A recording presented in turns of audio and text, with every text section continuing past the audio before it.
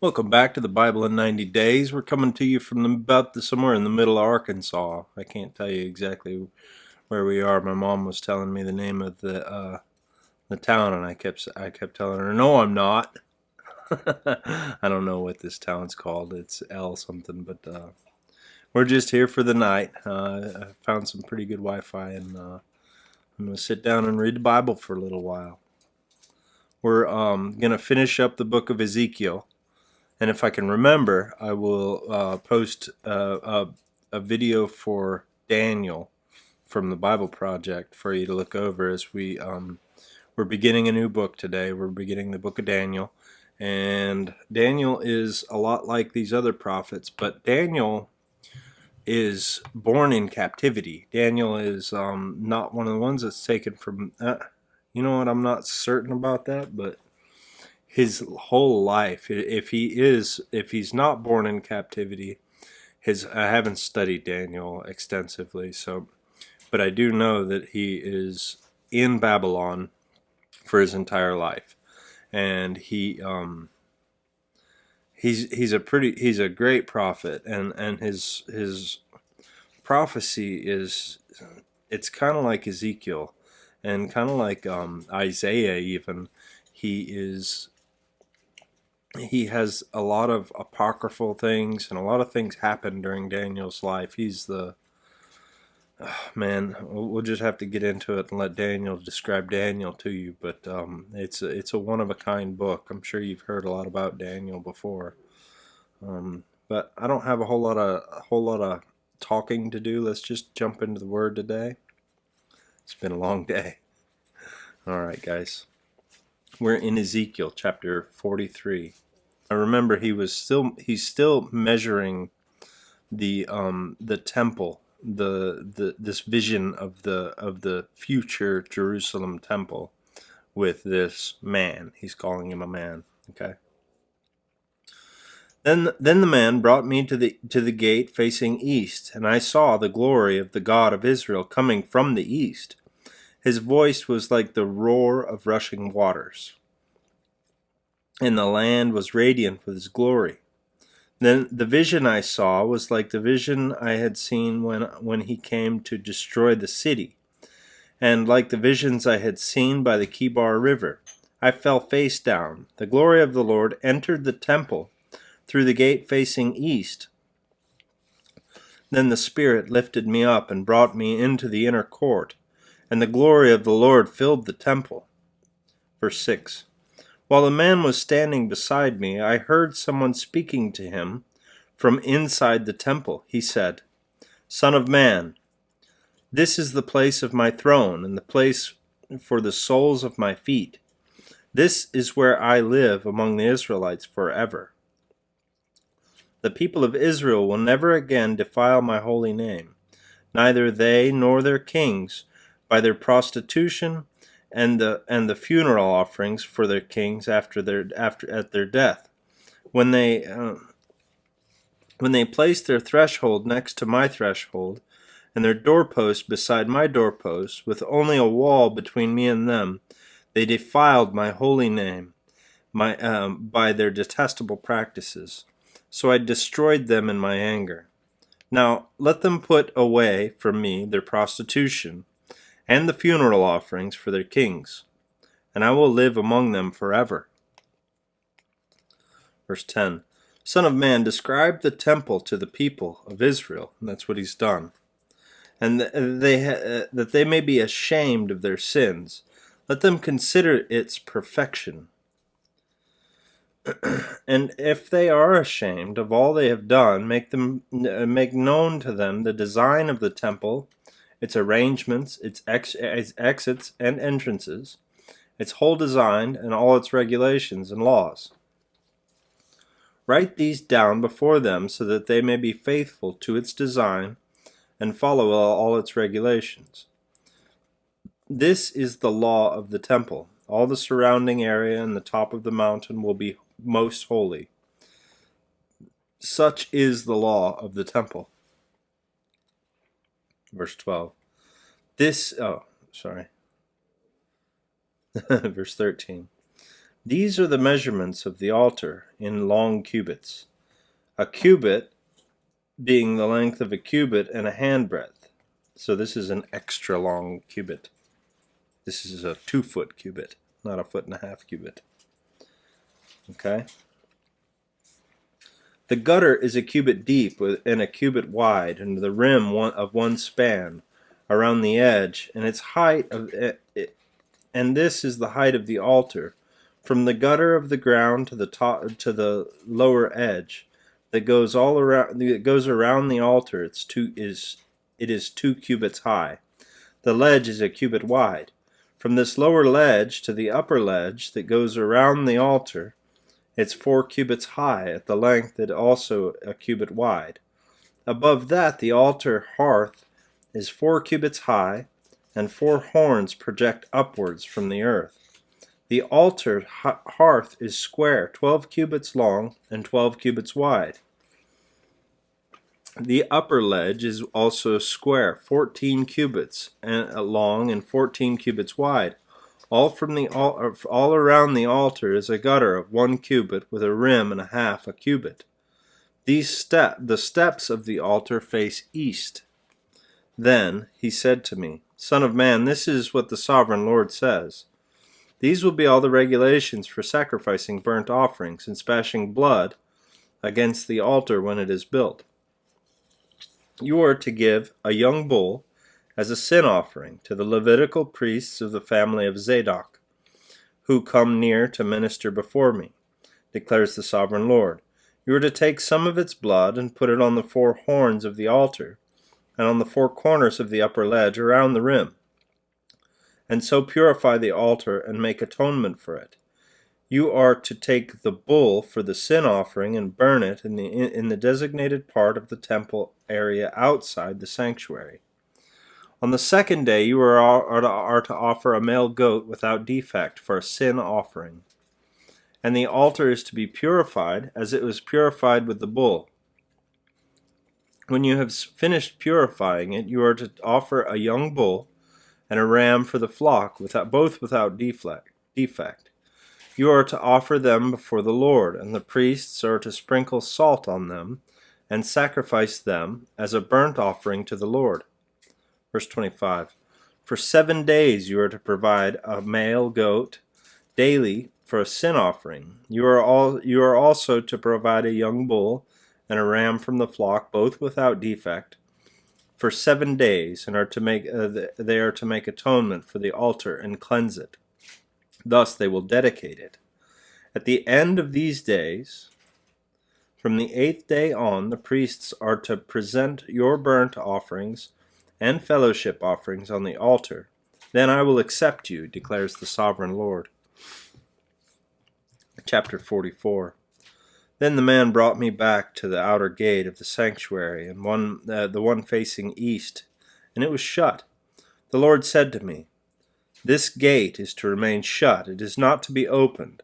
No one may enter through it. It is to remain shut because the Lord, the God of Israel, has entered through it. The prince himself is the only one who may sit inside the gateway to eat in the presence of the Lord. He is to enter by the way of the portico of the gateway and go out the same way. Then the man brought me by the way of the north gate to the front of the temple. I looked and saw the glory of the Lord filling the temple of the Lord, and I fell face down.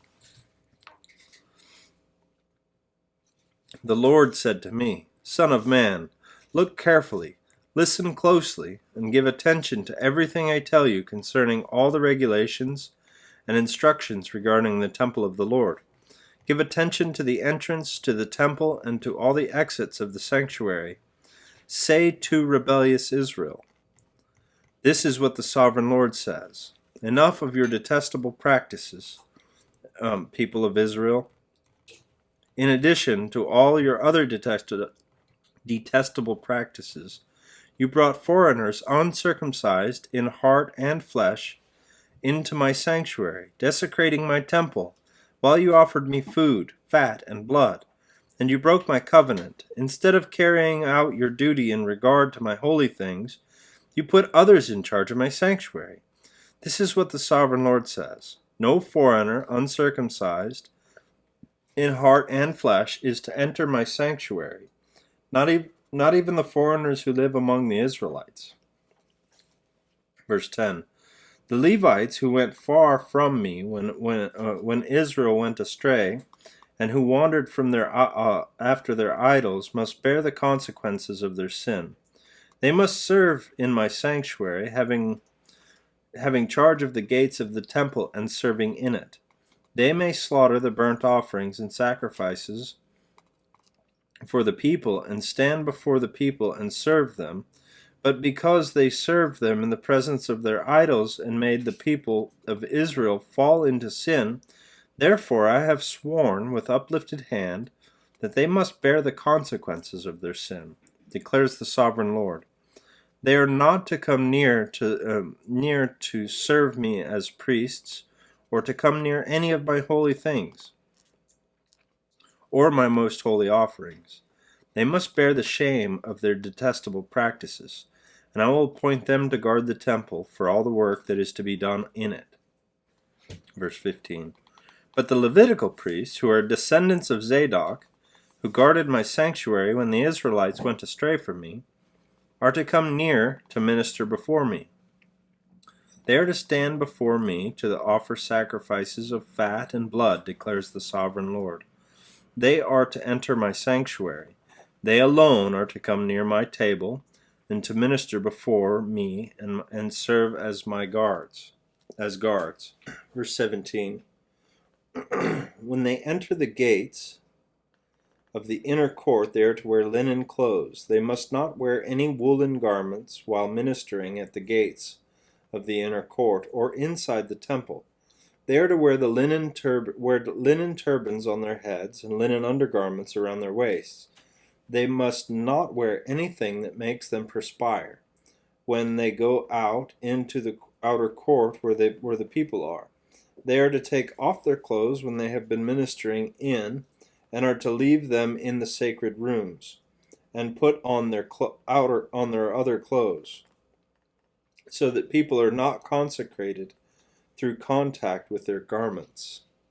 So touching those garments would make you clean if you were unclean. Verse 20.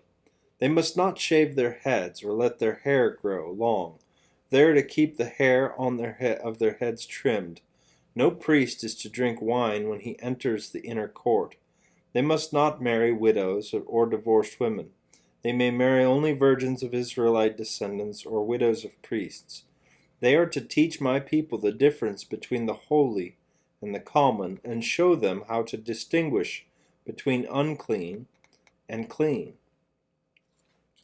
Verse 24. In any dispute, the priests are judges and decide it according to my ordinances. They are to keep my laws and my decrees for all my appointed festivals, and they are to keep my Sabbaths holy.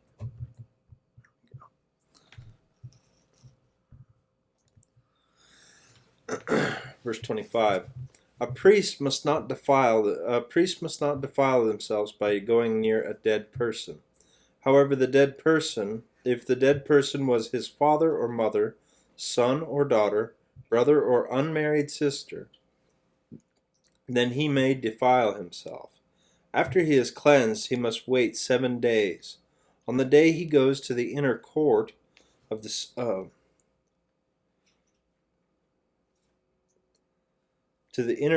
sanctuary to minister in the sanctuary, he is to offer a sin offering for himself, declares the sovereign Lord. Verse 28. I am to be the only inheritance the priests have. You are to give them no possession in Israel. I will be their possession.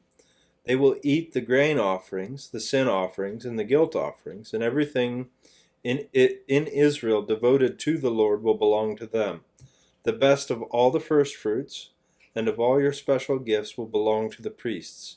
You are to give them the first portion of your ground meal, so that a blessing may rest on your household. The priests must not eat anything, whether bird, eat anything, whether bird or animal, found dead or torn by wild animals. Chapter 45.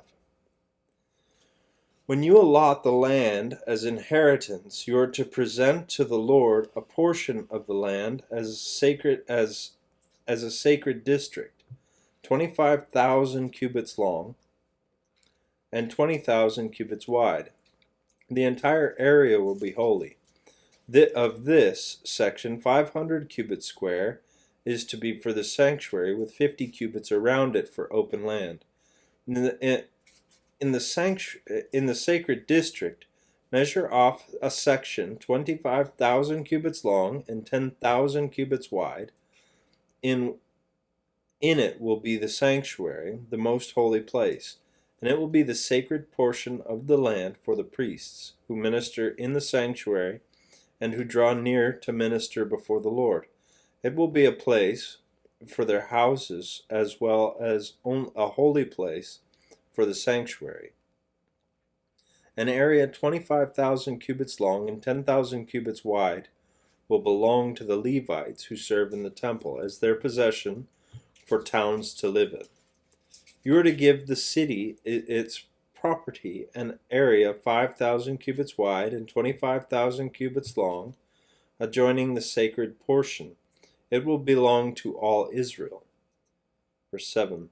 The prince will have the land bordering each side of the area formed by the sacred district, and the property of the city. It will extend westward from the west side and eastward from the east side, running lengthwise from the western to the eastern border, parallel to one of the tribal portions.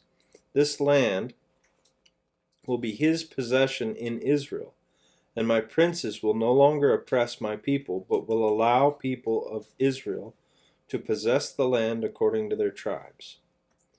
Verse 9. This is what the sovereign Lord says. You have gone far enough, princes of Israel. Give up your violence and oppression, and do what is just and right. Stop dispossessing my people, declares the sovereign Lord. You are to use accurate scales, an accurate ephah, and an accurate bath. The ephah and the bath are to be the same size. The bath containing a tenth of an omer, and the ephah a tenth of the tenth of a homer. The homer is to be the standard measure for both. The shekel is to consist of 20 gerahs. 20 shekels plus 25 shekels plus 15 shekels equal 1 mina. This is the special gift you are to offer, a sixth of an ephah from each omer of wheat, and a sixth of an ephah from each homer of barley. The prescripted portion of olive oil measured by the bath is a tenth of a bath from each core, which consists of 10 baths, or 1 homer for 10 baths are equivalent to a homer. This also 1 sheep is to be taken from every flock of 200 from the well-watered pastures of Israel. These will be used for the grain offerings, burnt offerings, and fellowship offerings to make atonement for the people, declares the sovereign Lord. All the people of the land will be required to give this special offering to the prince in Israel. It will be the duty of the prince to provide the burnt offerings, grain offerings, and drink offerings at the festivals, the new moon and the Sabbaths, and all the appointed festivals of Israel. He will provide the sin offerings, grain offerings, burnt offerings, and fellowship offerings to make atonement for the Israelites. This is what the sovereign Lord says. In the first month, on the first day, you are to take a young bull, without defect, and purify the sanctuary. The priest is to take some of the blood of the sin offering and put it on the doorposts of the temple, on the 4 corners of the upper ledge of the altar, and on the gatepost of the inner court.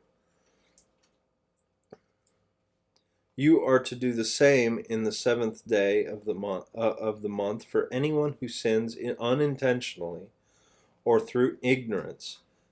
So you are to make atonement for the temple. Verse 21. In the first month, on the 14th day, you are to observe the Passover, a festival lasting 7 days, during which you shall eat the bread made without yeast. On that day the prince is to provide a bull as a sin offering for himself and for all the people of the land.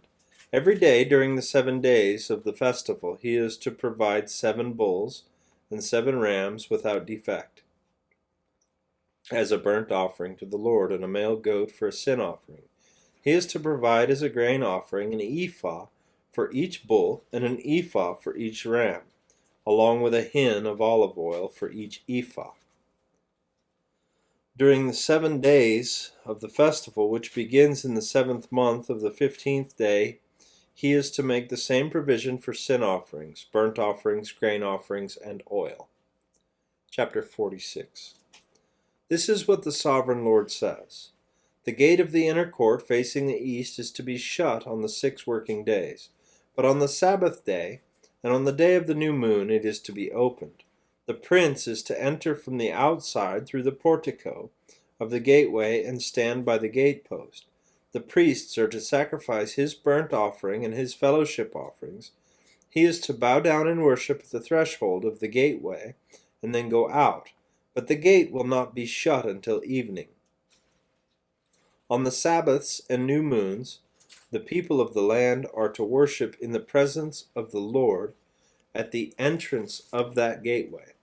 The burnt offering the prince brings to the Lord on the Sabbath day is to be 6 male lambs, a ram, all without defect. The grain offering given to the ram is to be an ephah, and the grain offering with the lambs is to be as much as he pleases, along with a hin of olive oil for each ephah. On the day of the new moon he is to offer a young bull, 6 lambs, and a ram, all without defect. He is to provide as a grain offering 1 ephah with the bull, 1 ephah with the ram, and 1 with the lambs, as much as he wants to give, along with a hin of olive oil for each ephah. And then when the prince enters, he is to go in through the portico of the gateway, and he is to come out the same way. Verse 9. When all the people of the land come before the Lord at the appointed festivals, whoever enters by the north gate to worship is to go out the south gate, and whoever enters by the south gate is to go out the north gate. No one is to return through the gate by which they entered, but each is to go out the opposite gate. The prince is to be among them, going in when they go in, and going out when they go out. At the feasts and the appointed festivals, the grain offering is to be an ephah with a bull, an ephah with a ram, and with the lambs as much as he pleases, along with a hin of oil for each ephah. Then, when the prince provides a free will offering to the Lord, whether a burnt offering or fellowship offerings, the gate facing east is to be opened for him. He shall offer his burnt offering or his fellowship offerings as he does on the Sabbath day, when he shall go out, and after he has gone out, the gate will be shut. Verse 13. Every day you are to provide a year-old lamb without defect for a burnt offering to the Lord. Morning by morning you shall provide it. You are also to provide it with morning by morning a grain offering consisting of 1/6 of an ephah with 1/3 of a hin of olive oil to moisten the flour. The presenting of this grain offering to the Lord is a lasting ordinance. So the lamb and the grain offering and the oil shall be provided morning by morning for a regular burnt offering. This is what the sovereign Lord says. If the prince makes a gift from his inheritance to one of his sons, it will also belong to his descendants. It is to be their property by inheritance. If, however, he makes a gift from his inheritance to one of his servants, the servants may keep it until the year of freedom. Then it will revert to the prince. His inheritance belongs only to his sons only. It is theirs. The prince must not take anything of the inheritance of the people, driving them off of their property. He is to give their sons inheritance out of his own property, so that not one of my people will be separated from their property. Verse 19. Then the man brought me forth. This is the same man. Brought me through the entrance at the side of the gate to the sacred rooms facing north, which belonged to the priests, and showed me a place at the western end. He said to me, "This is the place where the priests are to cook the guilt offering and the sin offering, to bake the grain offering, and to avoid bringing them into the outer court and consecrating the people."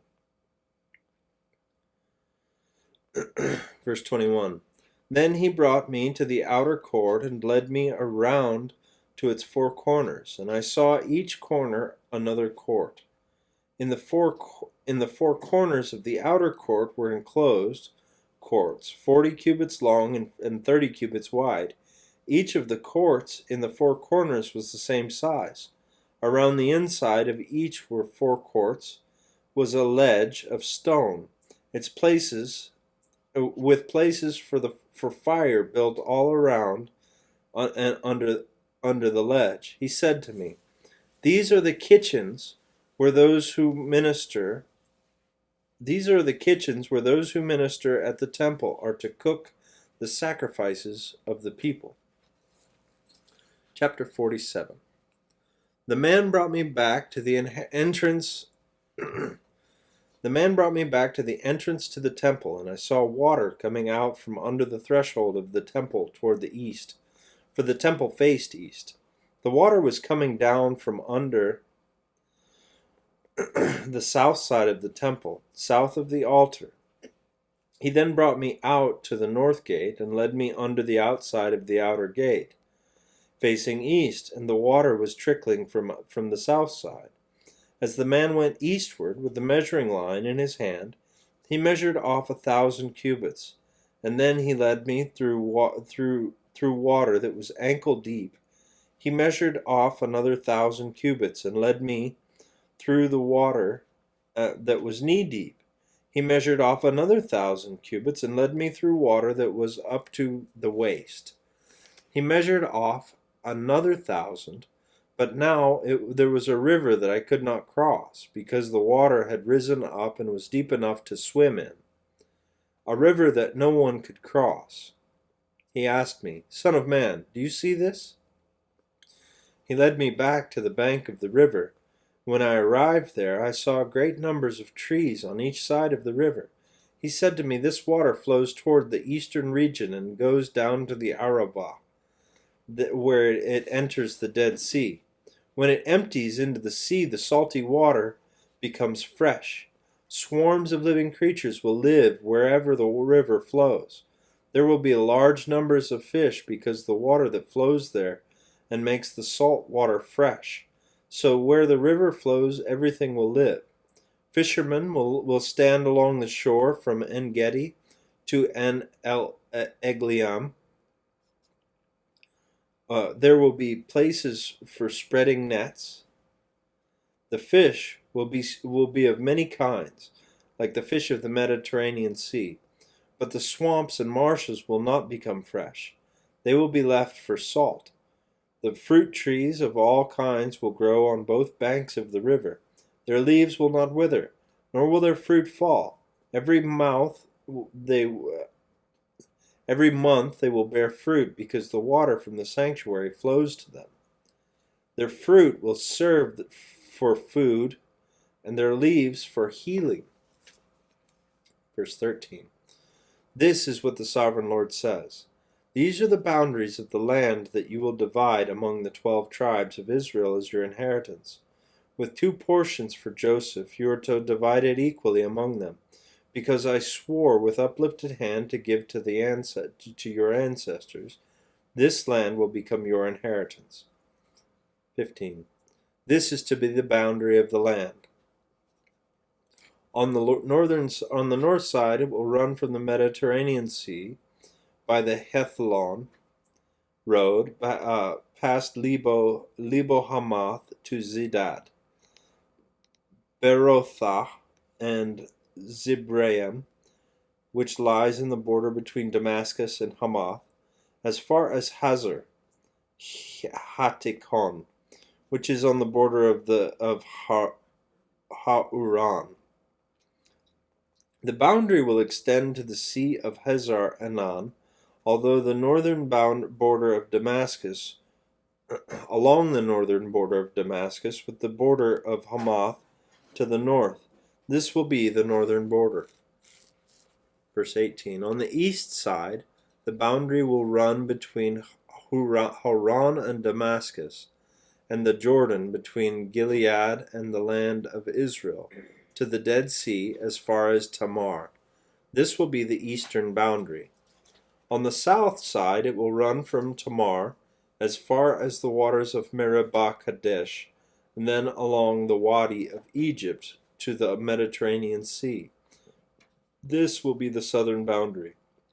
On the west side of the Mediterranean Sea will be the boundary to a point opposite Lebo Hamath. This will be the western boundary. Verse 21. You are to distribute this land according to yourselves, according to the tribes of Israel. You are to allot it as an inheritance for yourselves and for the foreigners residing among you, and who have children. You are to consider them as native-born Israelites. Along with you, they are to be allotted as an inheritance among the tribes of Israel. In whatever tribe a foreigner resides, there you are to give them their inheritance, declares the sovereign Lord. Chapter 48. These are the tribes listed by name at the northern frontier. Dan will have one portion. It will follow to the Hethlon road to Lebo Hamath, Hazar Enan, and the northern border of Damascus. Next to Hamath will be part of the border from the east side to the west side. Asher will have one portion. It will border the territory of Dan from the east to the west. Naphtali will have one portion. It will be the border of the territory of Asher from east to west. Manasseh will have one portion. It will be a border from the territory of Naphtali from east to the west. Ephraim will have one portion. It will border the territory of Manasseh from east to west. Reuben will have one portion. It will be the border of the territory from Ephraim from the east to west. Judah will have one portion. It will border the territory from Reuben from east to west. Verse 8. Bordering the territory of Judah from the east to the west will be the portion you are to present as a special gift. It will be 25,000 cubits wide, and its length from the east to west will equal one of the tribal portions. The sanctuary will be in the center of it. Verse 9. The special portion you are to offer to the Lord will be 25,000 cubits long and 10,000 cubits wide. This will be the sacred portion for the priests. It will be 25,000 cubits long on the north side and 10,000 cubits wide on the west side, 10,000 cubits wide on the east side, and 25,000 cubits long on the south side. The center of it will be the sanctuary of the Lord. This will be for the consecrated priests, the Zadokites, who were faithful in serving me and did not go astray as the Levites did when the Israelites went astray. It will be a special gift to them from the sacred portion of the land, a most holy portion bordering the territory of the Levites. Verse 13. Along the territory of the priests, the Levites will have an allotment of 25,000 cubits long and 10,000 cubits wide. Its total length will be 25,000 cubits, and its width 10,000 cubits. They must not sell or exchange any of it. It is the best land, and it must not pass into other hands, because it is holy to the Lord. The remaining, verse 15, the remaining 5,000 cubits wide and 25,000 cubits long will be for the common use of the city, for houses and for pasture land. The city will be in the center of it, and it will have these measurements on the north side 4,500 cubits, on the south side 4,500 cubits, the east side 4,500 cubits, and the west side 4,500 cubits. The pasture land for the city will be 250 cubits on the north, 250 cubits on the south, 250 cubits on the east, and 250 cubits on the west. What remains of the area bordering the sacred portion and running the length of it will be the 10,000 cubits on the east side and 10,000 cubits on the west side. Its produce will supply food for the workers of the city. The workers from the city who farm it will come from all the tribes of Israel. The entire portion will be square, 25,000 cubits on each side, as a special gift for you. It will set as a gift for you, as a special gift. You will set aside the sacred portion, along with the property of the city. Verse 21. What remains on both sides of the area formed by the sacred portion and the property of the city will belong to the prince. It will extend eastward from the 25,000 cubits of the sacred portion to the eastern border, and westward from the 25,000 cubits to the western border. Both these areas are running the length of the tribal portions will belong to the priest, and the sacred portion will be the temple sanctuary. Sacred portion with the temple sanctuary will be in the center of them. So the property of the Levites and the property of the city will lie in the center of the area that belongs to the prince. The area belonging to the prince will lie between the border of Judah and the border of Benjamin. As for the rest of the tribes, Benjamin will have one portion. It will extend from the east side to the west side. 24. Simeon will have one portion. It will border the territory of Benjamin from east to west. Issachar will have one portion. It will border the territory of Simeon from east to west. Zebulun will have one portion. It will border the territory of Issachar from east to west. Gad will have one portion. It will border the territory of Zebulun from east to west. The southern boundary of Gad will run from Tamar to the waters of Meribah Kadesh, then along the Wadi of Egypt to the Mediterranean Sea. This is the land you are to allot as an inheritance to the tribes of Israel. These will be their portions, declares the sovereign Lord. Verse 30. These will be the exits of the city, beginning on the north side, which is 4,500 cubits long. The gates of the city will be named after the tribes of Israel. The three gates on the north side will be the gate of Reuben, the gate of Judah, and the gate of Levi. On the east side, which is 4,500 cubits long, will be three gates: the gate of Joseph, the gate of Benjamin, and the gate of Dan. 33. On the south side, which measures 4,500 cubits, will be three gates: the gate of Simeon, the gate of Issachar, and the gate of Zebulun. On the west side, which is 4,500 cubits long, there will be three gates: the gate of Gad, the gate of Asher, and the gate of Naphtali. The distance all around will be 18,000 cubits. And the name of the city from that time on will be, "The Lord is there." Alrighty. Well, now we're in the book of Daniel. That's the end of those last 8 chapters of those last 8 chapters of Ezekiel are pretty tough. It's a lot of measuring, a lot of territory, a lot of struggle, man. All right. Oh, oops.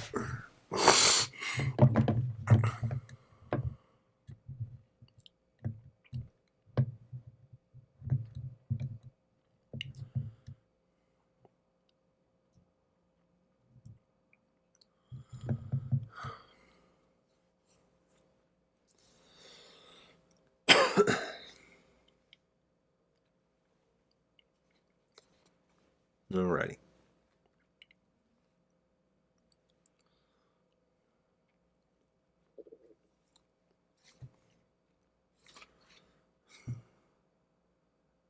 Boy, time flies when you read the Bible. I can't believe it's been this long. Alrighty. Let's keep reading in the book of Daniel. I've already given you enough introduction. Y'all watch the video from the Bible Project. Chapter 1. Okay, Daniel is in Babylon, in captivity, and he's very close with Nebuchadnezzar. And the story is really good enough introduction for him, so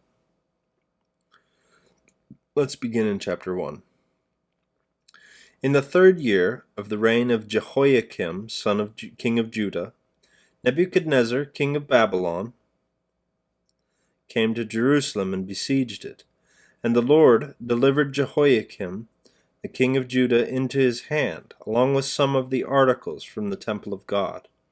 These he carried off to the temple of his God in Babylonia, and put in the treasure house of his God, and put in the treasure house of his God.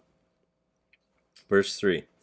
Then the king ordered Ashpenaz, chief of his court officials, to bring into the king's service some of the Israelites from the royal family and the nobility, young men without any physical defect, handsome, showing aptitude for every kind of learning, well informed, quick to understand, and qualified to serve in the king's palace.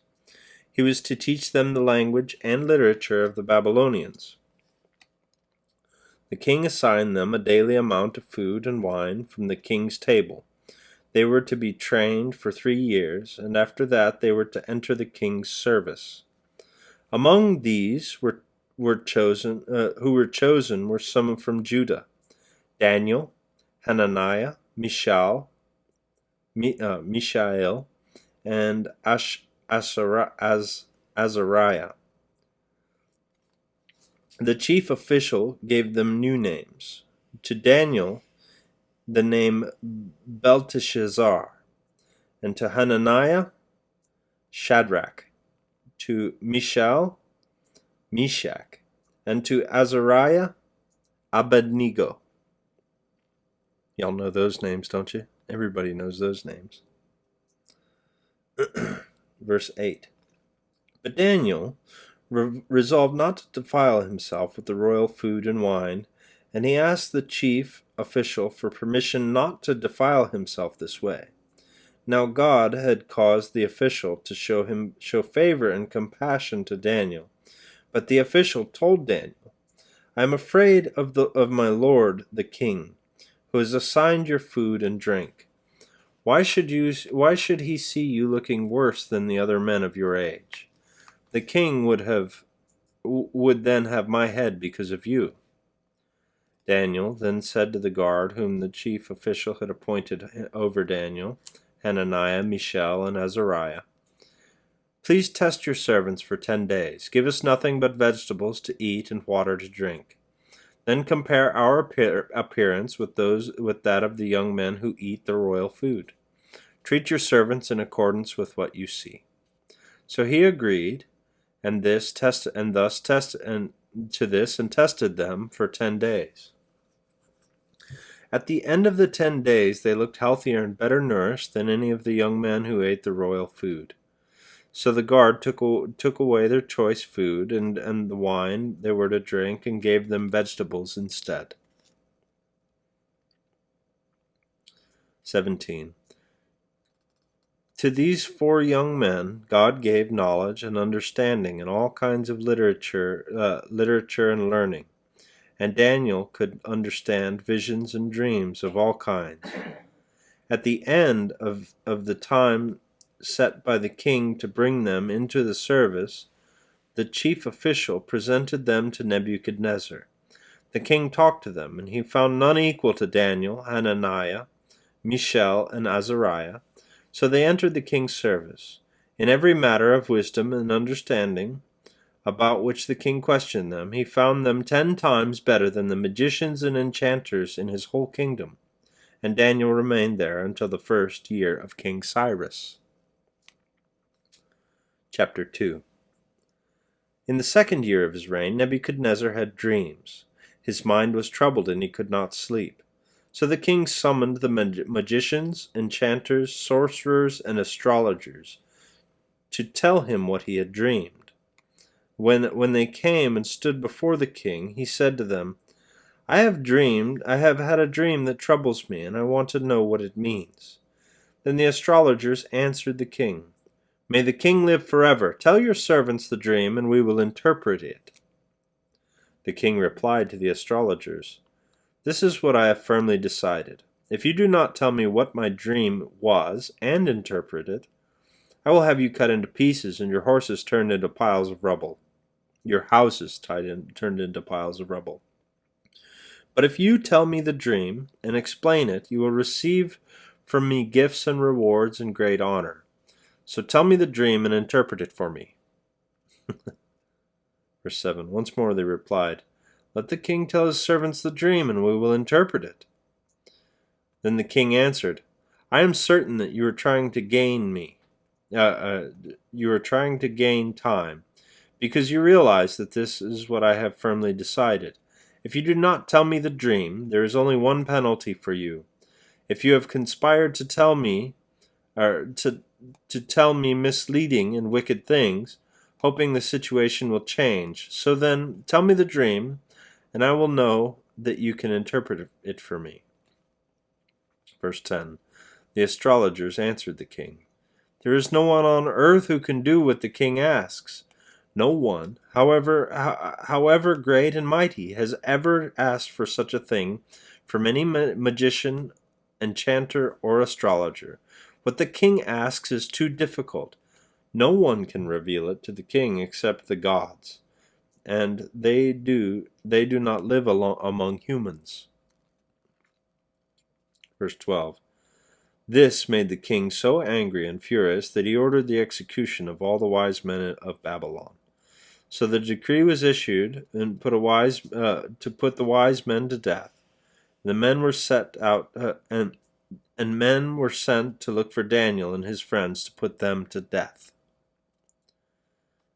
Verse 14. When Arioch, the commander of the king's guard, had gone out to put to death the wise men of Babylon, Daniel spoke to him with the wisdom and tact. He asked the king's officer, Why did the king issue such a harsh decree? Arioch then explained the matter to Daniel.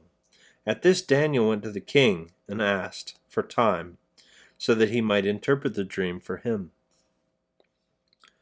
Verse 17. Then Daniel returned to his house and explained the matter to his friends Hananiah, Mishael, and Azariah. He urged them to plead for mercy from God. He urged them to plead for mercy from the God of heaven concerning this mystery, so that his friends might not be executed with the rest of the wise men of Babylon. During the night, the mystery was revealed to Daniel in a vision. Then Daniel praised the God of heaven and said, Praise be to the name of God forever and ever. Wisdom and power are his. He changes times and seasons. He deposes kings and raises up others. He gives wisdom to the wise and knowledge to the discerning. Kings command and were willing to give up their very lives rather than worship any god except their own God. Therefore I decree that I must have skipped the page. There we go. He reveals, verse 22, He reveals deep and hidden things. He knows what lies in darkness and what dwells within him and dwells with him. I thank you. I thank and praise you, God of my ancestors. You have given me wisdom and power, and you have made known to me what we asked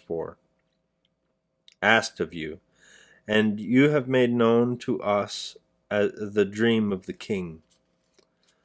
Verse 24. Then Daniel went to Arioch, whom the king had appointed to execute the wise men of Babylon, and said to him, Do not execute the wise men of Babylon. Take me to the king, and I will interpret his dream for him. Arioch took Daniel to the king at once and said, I have found a man from among the exiles from Judah who can tell the king what his dream means. The king asked Daniel, also called Belteshazzar, Are you able to tell me what I saw in my dream and interpret it? Daniel replied, No wise man, enchanter, magician, or diviner can explain to the king mystery he has asked about, but there is a God in heaven who reveals mysteries. He has shown King Nebuchadnezzar what will happen in the days to come. Your dream and the vision and the visions that passed through your mind as you were lying in your bed are these.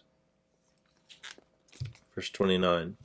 As your majesty was lying there, your mind turned to things to come, and the revealer of mysteries showed you what is going to happen. As for me, this mystery has been revealed to me not because I have greater wisdom than anyone else alive, but so that your majesty may know the interpretation, and you may understand what went through your mind. Verse 31. Your majesty looked, and there before you stood a large statue, an enormous, dazzling statue, awesome in appearance.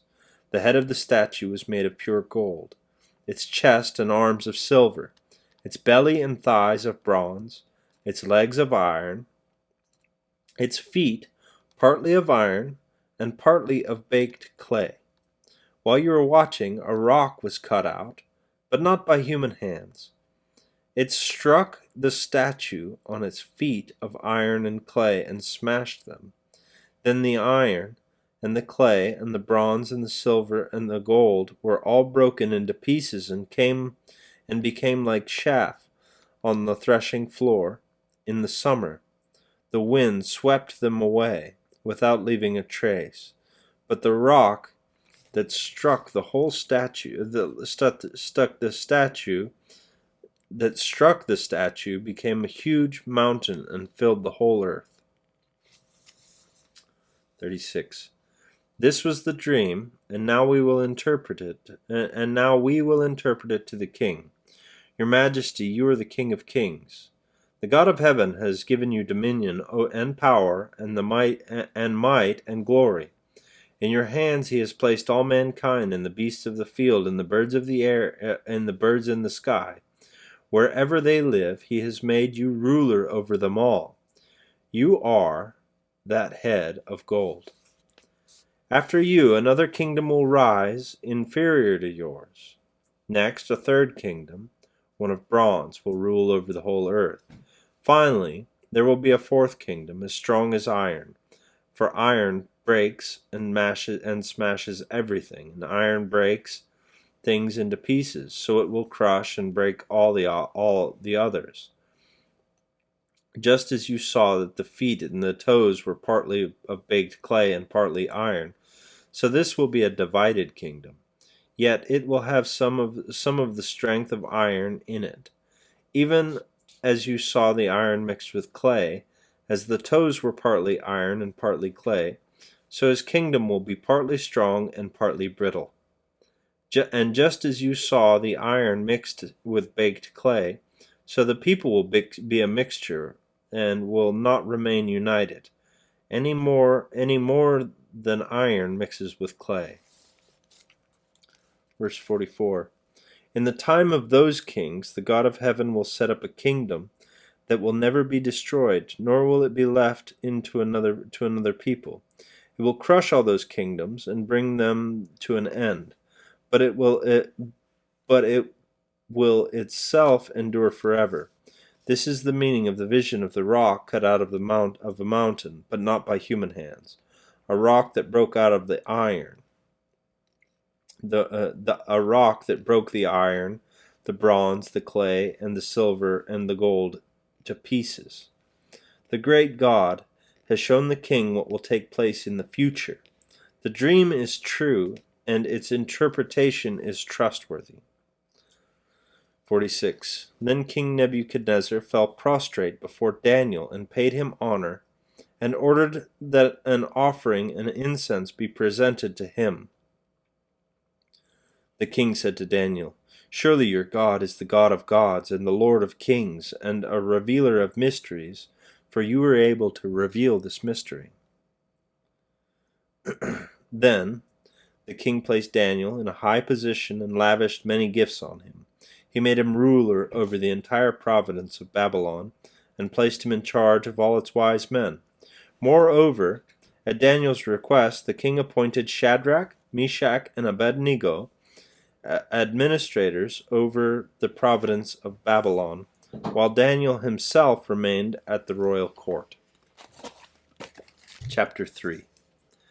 King Nebuchadnezzar made an image of gold, 60 cubits high and 60 cubits wide, and set it up in the plain of Dura, in the province of Babylon. He then summoned the satraps, prefects, governors, advisors, treasurers, judges, magistrates, and all the other providential officials to come to the dedication of the image he had set up. So the satraps, prefects, governors, advisors, treasurers, judges, magistrates, and all the other provincial officials assembled for the dedication of the image that the king Nebuchadnezzar had set up, and they stood before it. Then the herald loudly proclaimed, Nations and peoples of every language, this is what you are commanded to do. As soon as you hear the sound of the horn, flute, zither, lyre, harp, pipe, and all kinds of music, you must fall down and worship the image of gold that King Nebuchadnezzar has set up. Whoever does not fall down and worship it will immediately be thrown into a blazing furnace. Therefore, as soon as they heard the sound of the horn, flute, zither, lyre, harp, and all kinds of music, all the nations and people of every language fell down and worshipped the image of gold that King Nebuchadnezzar had set up. At this time some astrologers came forward and denounced the Jews. They said to King Nebuchadnezzar, May the king live forever. Your majesty has issued a decree that everyone who hears the sound of the horn, flute, zither, lyre, harp, pipe, and all kinds of music must fall down to the ground and worship the image of gold, and that whoever does not fall down and worship it will be thrown into a blazing furnace. But there are some Jews from Jews whom you have set over the affairs of the province of Babylon, Shadrach, Meshach, and Abednego, who pay no attention to your majesty. They neither serve your gods nor worship the image of gold you have set up. Verse 13. Furious with rage, Nebuchadnezzar summoned Shadrach, Meshach, and Abednego, and so these men were brought before the king. And Nebuchadnezzar said to them, Is it true, Shadrach, Meshach, and Abednego, that you do not serve my gods or worship the image of gold I have set up? Now, when you hear the sound of the horn, flute, zither, lyre, harp, pipe, and all kinds of music, if you are ready to fall down and worship the image I made, very good. But if you do not worship it, you will be thrown immediately into a blazing furnace. That God will be able to. Then what God will be able to rescue you from my hand? 16. Shadrach, Meshach, and Abednego replied to him, King Nebuchadnezzar, we do not need to defend ourselves before you in this matter. If we are thrown into the blazing furnace, the God we serve is able to deliver us from it, and he will deliver us from your majesty's hand. But even if he does not, we want you to know, your majesty, that we will not serve your gods or worship the image of gold you have set up. Then Nebuchadnezzar was furious with Shadrach, Meshach, and Abednego at this, and his attitude toward them changed. He ordered the furnace to be heated 7 times hotter than usual, and commanded some of the strongest soldiers in his army to tie up Shadrach, Meshach, and Abednego, and throw them into the blazing furnace. So these men, wearing their robes, trousers, turbans, and other clothes, were bound and thrown into the blazing furnace. The king's command was so urgent that the furnace was so hot that the flames of fire killed the soldiers who took up Shadrach, Meshach, and Abednego. And these 3 men, firmly tied, fell into the blazing furnace. 24. Then King Nebuchadnezzar leapt to his feet in amazement and asked his advisers, "Weren't there 3 men we tied up and threw into the fire?" They replied, "Certainly, your majesty." He said, "Look, I see 4 men walking around in there, unbound, unharmed, and the 4th looks like the son of the gods." Like a son of the gods, rather. 26. Nebuchadnezzar then approached the opening of the blazing furnace and shouted, "Shadrach, Meshach, and Abednego, servants of the Most High God, come out! Come here!" So Shadrach, Meshach, and Abednego came out of the fire, and the satraps, prefects, governors, and royal advisers crowded around them. They saw that the fire had not harmed their bodies, nor was the hair of their heads singed. Their robes were not scorched, and there was no smell of fire on them. 28. Then Nebuchadnezzar said, "Praise be the God of Shadrach, Meshach, and Abednego, who has sent his angel and rescued his servants. They trusted him and defied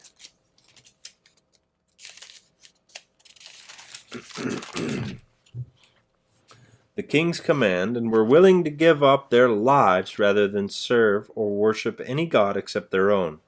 Therefore I decree that the people of any nation or language who say anything against the God of Shadrach, Meshach, and Abednego be cut into pieces and their houses be turned into piles of rubble, for no other God can save in this way."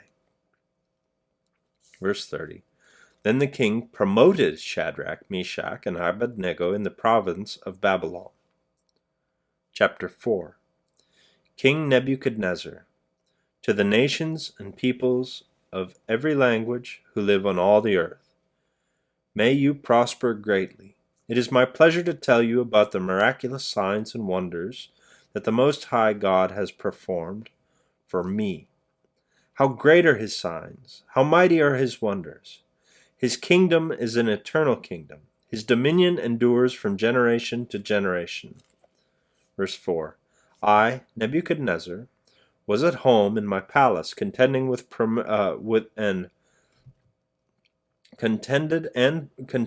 and prosperous. I had a dream that made me afraid as I was lying in bed. Images and visions that passed through my mind terrified me. So I commanded that all the wise men of Babylon be brought before me to interpret the dream for me. Then the magicians, enchanters, astrologers, and diviners came, and I told them the dream, but they could not interpret it for me. He lied. He didn't tell them the dream. Never mind. Verse 8. Finally, Daniel came into my presence, and I told him the dream.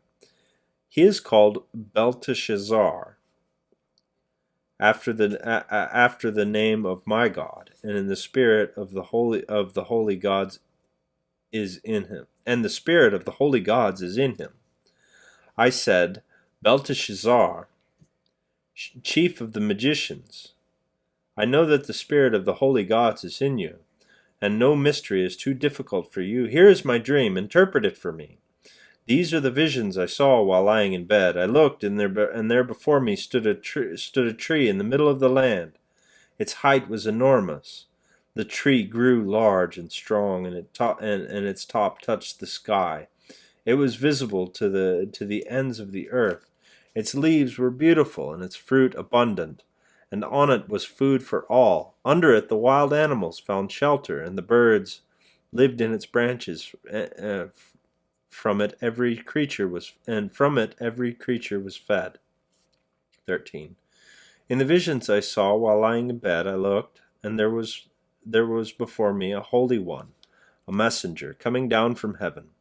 He called in a loud voice, "Cut down the tree and trim off its branches, strip off its leaves and scatter its fruit. Let the animals flee from under it and the birds from its branches. Let the stump and its roots be bound with iron and bronze and remain in the ground, in the grass of the field. Let him be drenched with the dew of the heaven, and let him live with the animals among the plants of the earth. Let his mind be changed from that of a man, and let him be given the mind of an animal, until 7 times pass by for him." This decision, announced by the messengers, the holy ones, declare the verdict, so that the living may know that the Most High is sovereign over all kingdoms on earth, and gives to them anyone he wishes, and sets over them the lowliest of people. This is the dream that I, King Nebuchadnezzar, had. Now, Belteshazzar, tell me what it means. for none of the wise men in my kingdom can interpret it for me. But you can, because the spirit of the holy gods is in you. Verse 19. Then Daniel, also called Belteshazzar, was greatly perplexed for a time, and his thoughts terrified him. So the king said, "Belteshazzar, do not let the dream or its meaning alarm you." Belteshazzar answered, "My lord, if only the dream applied to your enemies, its meaning for your adversaries. The tree you saw, which grew large and strong, with its top touching the sky, visible to the whole earth, with its beautiful leaves, abundant fruit, providing food for all, giving shelter to the wild animals, and having nesting places in its branches for the birds. Your Majesty, you are that tree.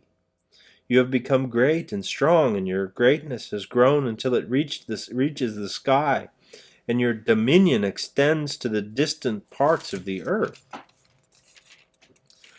Your Majesty saw a Holy One, a messenger, coming down from heaven and saying, 'Cut down the tree and destroy it, but leave the stump bound with iron and bronze in the grass of the field, while its roots remain on the ground. Let him be drenched with the dew of heaven. Let him live with the wild animals until 7 times pass by for him.'" Verse 24. This is the interpretation, Your Majesty, and its decree, and it is the decree of the Most High has issued against my lord the king. You will be driven away from people, and will live with the wild animals. You will eat grass like the ox, and be drenched with the dew of heaven. 7 times will pass by for you, until you acknowledge that the Most High is sovereign over all kingdoms on earth, and gives them to anyone he wishes. The command to leave the stump of the tree with its roots means that your kingdom will be restored to you when you acknowledge that heaven rules. Therefore, Your Majesty, be pleased to accept my advice. Renounce your sin by doing what is right, and your wickedness by being kind to the oppressed. It may be that then your prosperity will continue. Verse 28. All this happened to King Nebuchadnezzar. 12 months later, as the king was walking on the roof of the royal palace of Babylon, he said, "Is not this the great Babylon I have built as the royal residence, and by my mighty power, and for the glory of my majesty?" Even as these words were on his lips, a voice came from heaven.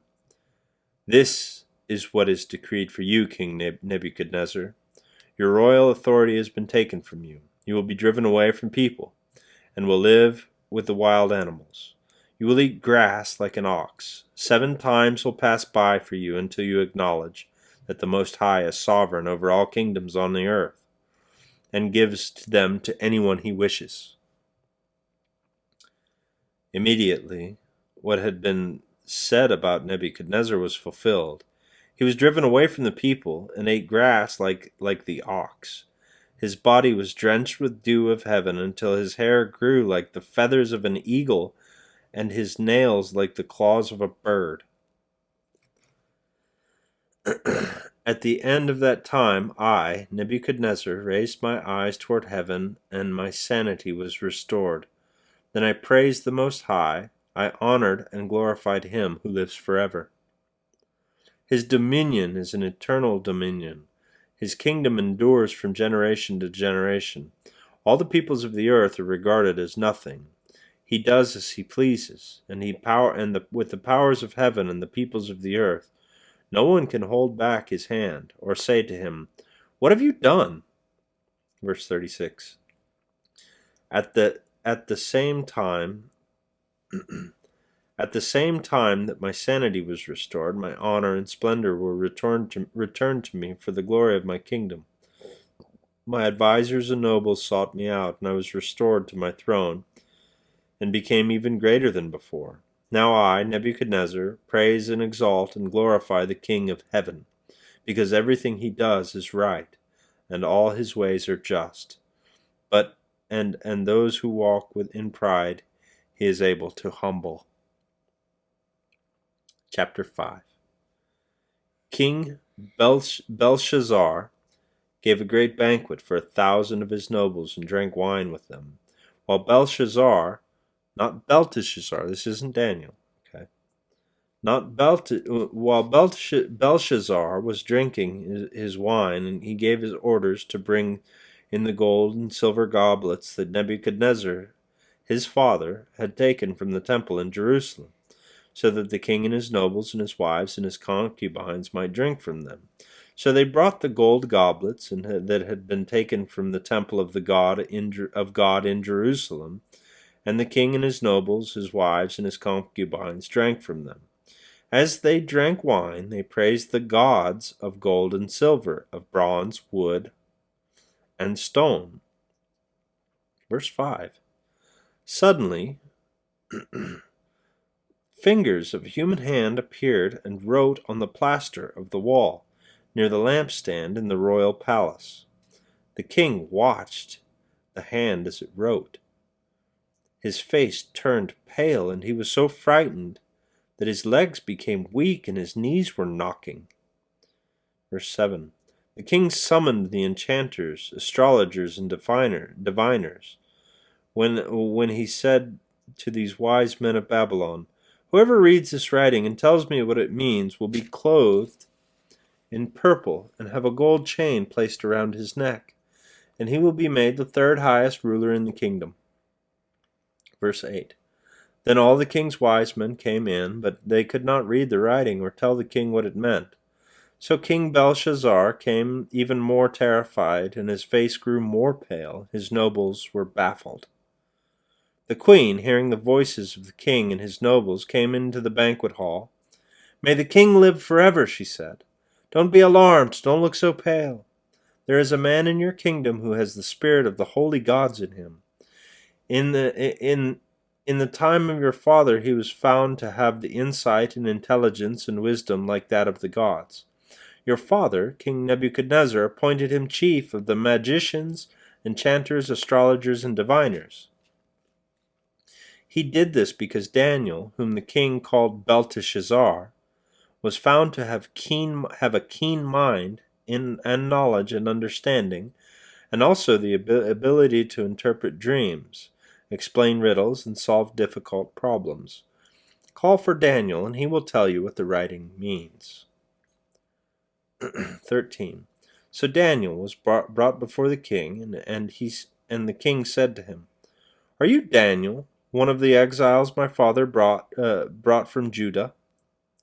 There's the answer to my question. He was brought from Judah. He was not born in captivity. I'm sorry. From Judah. 14. I have heard that the spirit of the gods is in you, and that you have insight, intelligence, and outstanding wisdom. The wise men and enchanters were brought before me to read this writing and tell me what it means, but they could not explain it. Now I have heard that you are able to give interpretations and solve difficult problems. If you can read this writing and tell me what it means, you will be clothed in purple and have a gold chain placed around your neck, and you will be made the third highest ruler in the kingdom. Verse 17. Then Daniel answered the king, You may keep your gifts for yourself and give your rewards to someone else. Nevertheless, I will read the writing for the king and tell him what it means. Your Majesty, the Most High God gave your father Nebuchadnezzar sovereignty and greatness and glory and splendor because of the high position he gave him, and all the nations and peoples of every language dreaded and feared him. Those the king wanted to put to death, he put to death, and those he wanted to spare, he spared, and those he wanted to promote, he promoted, and those he wanted to humble, he humbled. But when his heart became arrogant, hardened with pride, he was deposed from his royal throne and stripped of his glory. He was driven away from the people and given the mind of an animal. He lived with the wild donkeys and ate grass like the ox. And his body was drenched with the dew from heaven until he acknowledged that the Most High God is sovereign over all kingdoms on earth, and sets over them anyone he wishes. Verse 22, But you, Belshazzar, his son, have not humbled yourself, though you knew all this. Instead, you have set yourself up against the Lord of heaven. You had the goblets from his temple brought to you, and your nobles, your wives, and your concubines drank wine from them. You praised the gods of silver and gold and bronze, iron, wood, and stone, which cannot see or hear or understand, but you did not honor the God who holds in his hand your life and all your ways. Therefore he sent his hand and wrote the inscription. This is the inscription that was written. Mene, mene, tekel, parsin. Here is what these words mean. Mene, God has numbered the days of your reign and brought it to an end. Tekel, you have been weighed on the scales and found wanting. Peres, your kingdom is divided and given to the Medes and the Persians. Verse 29. Then at Belshazzar's command, Daniel was clothed in purple, and a gold chain was placed around his neck, and he was proclaimed the third highest ruler in the kingdom. Verse 30. That very night Belshazzar, king of Babylonians, was slain, and Darius the Mede took over the kingdom at the age of 62. Darius was an old man when he became king. That's the history, guys, and that's the way it went. Alrighty. Well, I almost am sure that I won't have a video for tomorrow. But anyways, I will do my best to upload some audio or something.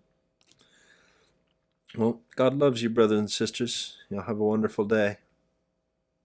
God bless you. Amen.